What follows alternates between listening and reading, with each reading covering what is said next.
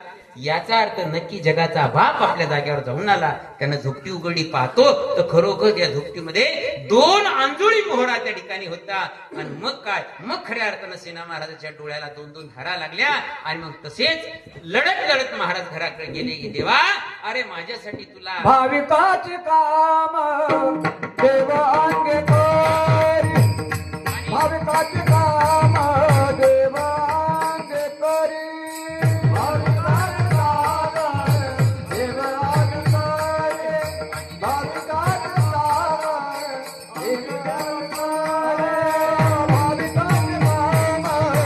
देव अंगे करी, भाविकाचे काम देव अंगे करी, भाविकाचे काम देव अंगे करी, भाविकाचे काम देव अंगे करी, भाविकाचे काम देव अंगे करी.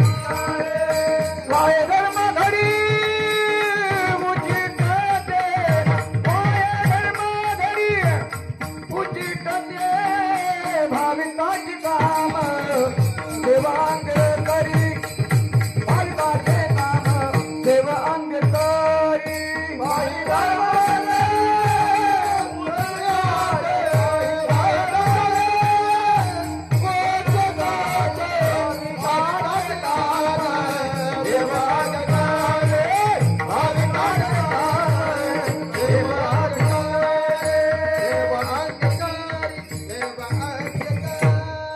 भाविकाचे काम देव अंगी करी, उच्छिष्ट काढे धर्मा घरी.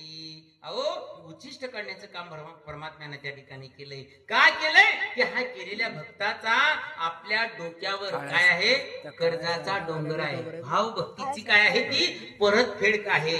आणि मग अशाच प्रकारे एका श्रीमंत घरातल्या मुलीचं लग्न झालं बाबा. एका मुलाचं आणि मुलीचं लग्न झालं, हे की नाही. इकडे बी होत असते ना. पण आता आमच्या भागात ती प्रथा बदलली. पहिल्या काळामध्ये मुला मुलीचे लग्न होत होते, पण आता मात्र बाईचे आणि बुवाचे लग्न होतात. का इकडे नाही बदलली प्रथा? कारण 20 वर्षाच्या आतल्या मुलीला काय म्हणतात, मुलगी. आणि 20 वर्षाच्या पुढे गेले की ती बाई झाली. हा, तसं आता इकडे काय असेल मला माहिती नाही. आता तुमचा भाग आता कधी नवदा आम्ही इकडे येणार आहे का नाही. आमच्या भागातला विषय विठ्ठल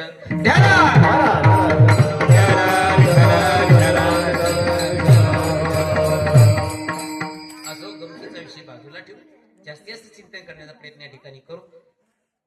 सांगायचं तात्पर्य एवढं, श्रीमंताच्या घराची मुलगी होती, लग्न झालं. लग्न झाल्याच्या नंतर सासू नांदायला आली. आणि नांदायला आल्याच्या नंतर दुसऱ्या दिवसी सत्यनारायणाचा कार्यक्रम झाला. सत्यनारायणाच्या कार्यक्रमामध्ये बरंच गाव जेवायला होतं दुसऱ्या दिवशी. आणि मग जेवण खाऊन झाले, दुपारचे 4 वाजले. सगळे जेवण खाऊन सगळे संपले, झाडझूड झाली. आणि मग पुंजा टाकायच्या निमित्तानं ती नवरी, जिचं लग्न करून आणली ती नवरी, पुंजा टाकण्याच्या निमित्तानं काय झालं, गावाच्या बाहेर सडकेवर गेली. सडकाच्या पलीकडून उकंडा होता आणि उकंड्यामध्ये एक पाटी टोपलं भरलं आणि उकंड्यावर टाकायसाठी ती घेऊन निघली. पण निघल्याच्या नंतर नवरी नवीन आलेली आहे, कालच ती करून आणलेली आहे. तिला या गावातले मोठा काही परिचय माहित नाही. आणि पुन्हा त्या ज्या गावात ती नेली होती बर का, त्या गावच्या बाया काही एवढ्या सुद्या नव्हत्या. तिला वाटलं की आपल्या सुनले कोणी काहीतरी सांगल, काही शिकवल, म्हणून तिच्या सगळे घुंगरी पोरगी ठेवली बर का. हा, तिचं एक गुलूप जायला अशी एका डोळ्यावर. दोन्ही नागपुड्या त्या ठिकाणी वाहतात. पण ती नवरीची ननद म्हणल्याच्या नंतर ती शेमडी असो कांदळी असो, तिला आवाज करणे ना, बाई या इकडं, बाई जा तिकडे. काऊन?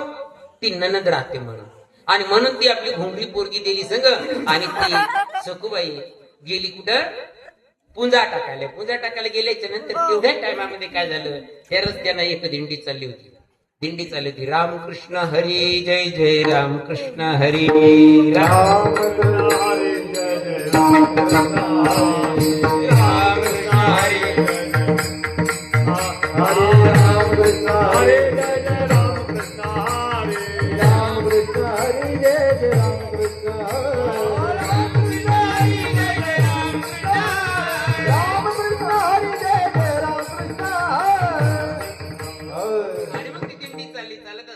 वारकऱ्याची मुलगी होती. रात्रंदिवस तिच्या घरामध्ये भगवान पांडुरंग परमात्म्याचे स्तोत्र गायल्या जात होते, भजन गायल्या जात होते, अभंग गायल्या जात होते. आणि तिच्या कानावर दिंडीचा आवाज आल्याच्या नंतर जसं आपल्या कानावर या धर्म मंडपामध्ये कीर्तनाचा आवाज आल्याच्या नंतर जो खरा भक्तिवान आहे, ज्याला ईश्वराप्रती प्रेम आहे, तो घरी राहू शकत नाही. मग ते बिमार का असे ना.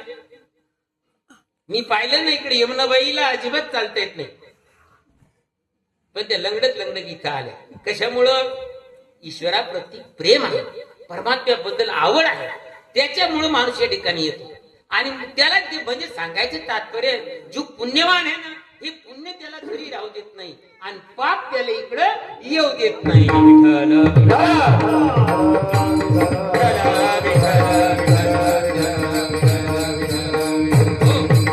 आणि मग दिंडी गेल्याच्या नंतर तिने काय केलं, पटकन त्या दिंडीतून पलीकडे घुसली आणि त्या उकंड्यावर टोपल्या सगट गुंजा फेकून दिला. आणि जसे गेली तशी हिने काही महाराजाचं दर्शन घेतलं आणि त्याला विनंती केली, मला पण पंढरपूरला येऊ द्या.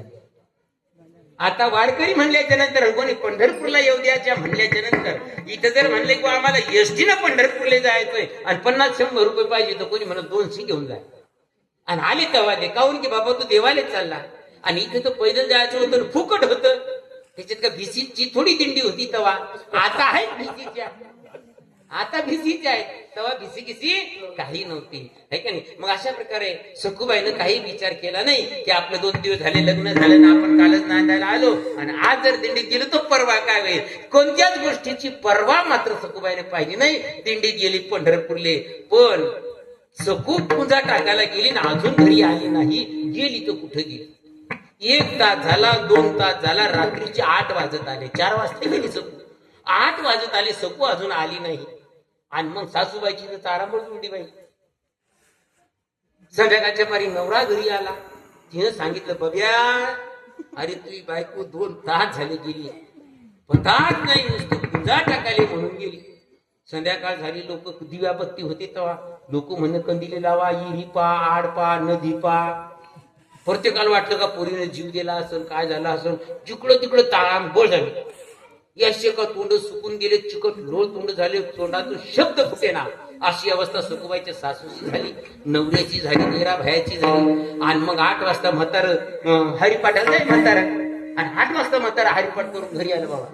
आणि घरी आल्याच्या नंतर आवाज दिला, अगं सकू, ए सकू, पाणी आण बेटा. आतून आवाज आला, जी मामाजी. हा, जी मामाजी. आता आतून आवाज आला, म्हणलं सकू कुठे आहे? घरात आहे. देव्हारातून आवाज आला, जी मामाजी. सासू म्हणे, बाई 4 तास झाले आम्ही पाहू बेजारी, तू होती कुठंच? म्हणजे आई मी देव घरात होती.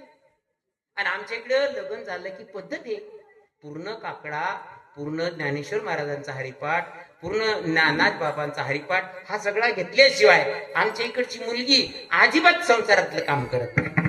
मी तो पाठ करत होते म्हणे बाई, पण इकडे आमची काय अवस्था झाली, तुला आहे का त्याची म्हणे काही कदर? म्हणजे आई मला त्याची कल्पनाच नाही. सासरा म्हणतो, मग ठेव चहा. चहा ठेवला आणि मग काय त्या ठिकाणी इकडची सकू पंढरपुरात पोहोचली. या सकूले ध्यानच नाही मी कुठे चालले. खरी सकू पंढरपुरात गेली आणि इटवरली सकू होऊन इथं या ठिकाणी सकूचा संसार त्या ठिकाणी करू लागली. न सांगता खरे सर्व